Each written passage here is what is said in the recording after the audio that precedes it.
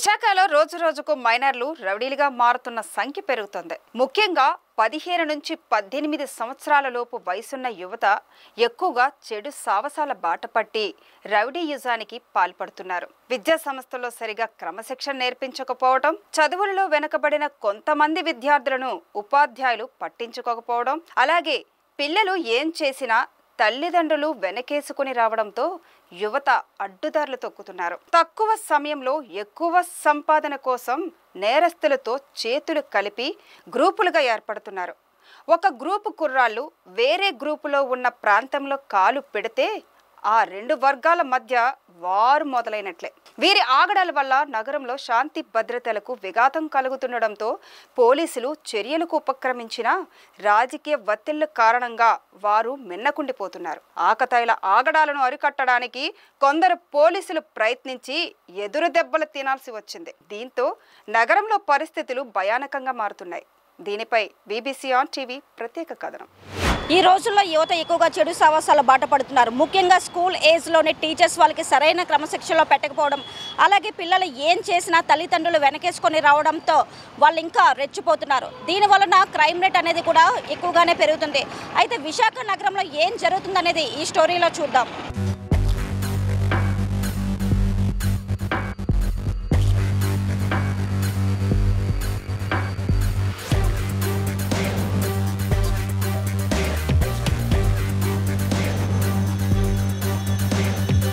అయితే ఆయా గ్యాంగులలో ఉన్న మైనర్ రౌడీలు ఇప్పుడు కీలకంగా మారారు. వారే ఇప్పుడు గ్యాంగులను నిర్వహిస్తున్నారు. నేడు మైనర్ గ్యాంగులు హడావిడి ఎక్కువైంది. వీరితో ప్రజలు భయాందోళన చెందుతున్నారు. నగరంలో అన్ని సెటిల్మెంట్లకు ఇప్పుడు వీరి హల్చల్ ఎక్కువైపోయింది. చేతిలో ఏ ఆయుధం ఉంటే ఆ ఆయుధంతో దాడులకు దిగుతున్నారు. కొన్ని కిరాయి పనులు ఒప్పుకొని బాగానే డబ్బు సంపాదిస్తున్నారు. బెదిరించడం, దౌర్జన్యాలు చేయడం, దాడులకు పాల్పడడం, అవసరమైతే హత్యలకు కూడా తెగబడడం చేస్తున్నారు. ఇదిలా ఉంటే గ్యాంగుల మధ్య వచ్చే వారిలో ఒకరిపై ఒకరు దాడులు చేసుకోవడంతో పాటు హత్యలకు కూడా తెగబడుతున్నారు. దీనికి తోడు వీరి మధ్య పాత కక్షలు బగ్గుమనడంతో పరిస్థితులు మారాయి. గతంలో ఇదే తరహాలో పలు హత్యలు జరిగాయి. రౌడీ షీటర్లు పాత నేరస్తులపై పోలీసులు ఉక్కుపాదం మోపారు. వారి ఆగడాలకు పూర్తి స్థాయిలో చెక్కు పెట్టే ప్రయత్నాలు చేస్తున్నారు. ఎవరైనా నేరం చేస్తే సహించేది లేదు. వాళ్ళందరి మీద మేము రౌడీ షీట్ ఓపెన్ చేస్తున్నాం. జిల్లా బహిష్కరణ కానీ, ప్రివెంటివ్ డిటెన్షన్ కానీ ప్రపోజల్ పెడతాం. వాళ్ళు జీవితం అంతా కోర్టు చుట్టూ తిరగాలి. బైండ్ ఓవర్ కూడా చేస్తాం. Criminals against women and children, rowdies and land grabbers, ఇటువంటి 3 టైప్స్ ఆఫ్ నేరాలు ఎవరు చేస్తున్నారు మేము గురి పెడుతున్నాం. 1 by 1 వికెట్ డౌన్ చేస్తాం. వికెట్ డౌన్ అంటే ఎన్కౌంటర్ కాదు, అరెస్ట్ చేయడం, PD proposal, prevention detention proposal, లేకపోతే ఎక్స్టర్నల్ ప్రపోజల్ పెట్టడం. వాళ్ళు ఇదర్ జైల్లో ఉండాలి లేకపోతే పారిపోయి బతకాలి. 3వ ఆప్షన్ వాళ్ళ దగ్గర ఉండదు.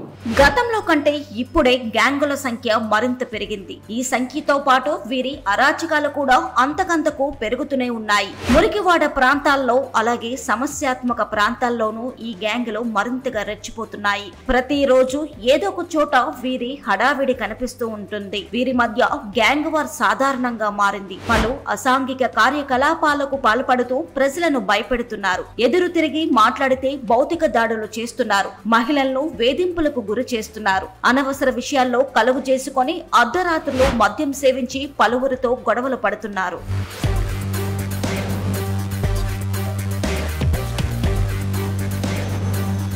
డ్రగ్ అడిక్షన్ అనేది భారతదేశంలో నార్త్ ఈస్టర్న్ స్టేట్స్లో అధికంగా ఉండేది.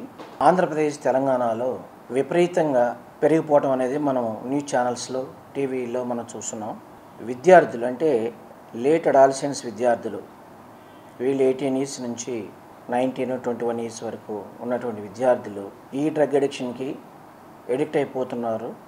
దాని ముఖ్య కారణాలు మనం విశ్లేషణ చేసినట్లయితే, ఒకప్పుడు మన దేశంలో ప్రతి స్కూల్లో కానీ, ప్రతి కాలేజీలో కానీ, యూనివర్సిటీస్లో కానీ తల్లిదండ్రులు విలువలతో కూడినటువంటి విద్యను నేర్పించేవాళ్ళు.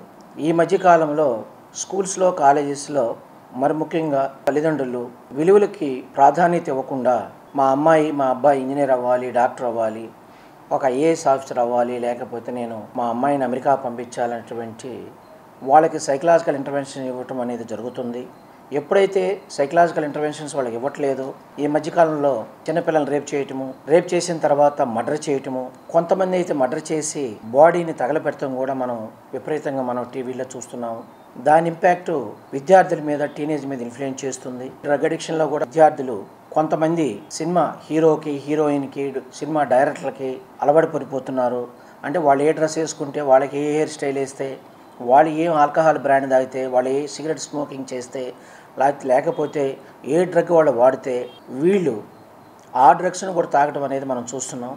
గంజాయి ఎలా కంట్రోల్ చేయాలనే ప్రోగ్రామ్స్ని కండక్ట్ చేయాలి.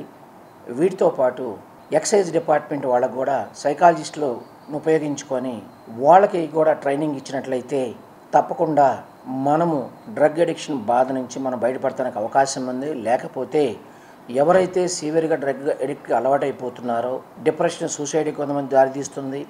ఎవరైతే ఈ డ్రగ్ అడిక్ట్కి అలవాటు పడిన వాళ్ళు పెళ్లి చేసుకున్నట్లయితే నెక్స్ట్ జనరేషన్ వాళ్ళకి పుట్టేటువంటి పిల్లలు, డిజేబిలిటీ పిల్లలు, కాగ్నిటివ్ డెవలప్మెంట్ అనేది అభివృద్ధి చెందకుండా ఉన్నటువంటి డిసీజ్ రావడానికి అవకాశాలు ఉన్నాయి. వీరి ఆగడాలపై స్థానికులు పోలీసులకు ఫిర్యాదు చేసిన షరా మామూలే. పోలీసులు కూడా మొదట్లో సీరియస్ యాక్షన్ తీసుకొని ఆ తరువాత పట్టించుకోవడం మానేస్తున్నారు. ఆరిల్లోవా, ఫోర్త్ టౌన్ ఎంవీపీ పోలీసుల మెతక వైఖరితో ఈ గ్యాంగులు మరింత రెచ్చిపోతున్నాయి. పోలీసులు కూడా స్పందించి ఆయా ప్రాంతాల్లో రాత్రి గస్తీని మరింత ముమ్మరం చేసిన పరిస్థితి మామూలే. అటు రాజకీయ నాయకుల సహకారం, ఇటు పోలీసులు పెద్దగా పట్టించుకోకపోవడం ఈ గ్యాంగులకు కలిసి వచ్చింది. ఏమి చేసినా అడిగేవాడు లేకపోవడంతో ఇక తమదే రాజ్యంగా వ్యవహరిస్తున్నారు. చివరికి పోలీసులను కూడా బెదిరిస్తున్నారు. పోలీసులపై కూడా దాడులు చేస్తున్నారు. ఇది ఇలానే కొనసాగితే భవిష్యత్తులో ప్రశాంతమైన వాతావరణం కనుమరుగయ్యే పరిస్థితి స్పష్టంగా కనిపిస్తుంది.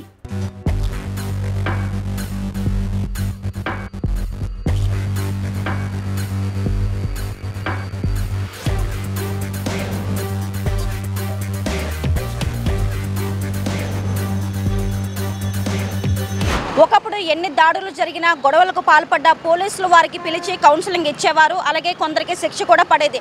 కానీ ఇప్పుడు పోలీసులపైనే దాడి జరిగే పరిస్థితి కూడా ఎదురవుతుంది. ఇందులో one of the political parties కూడా కారణమవుతున్నారు.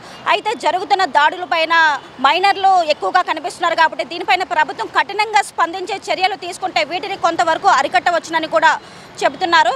కెమెరా పర్సన్ ప్రేమ్తో ప్రసన్న, వీబీసీ ఆన్ టీవీ.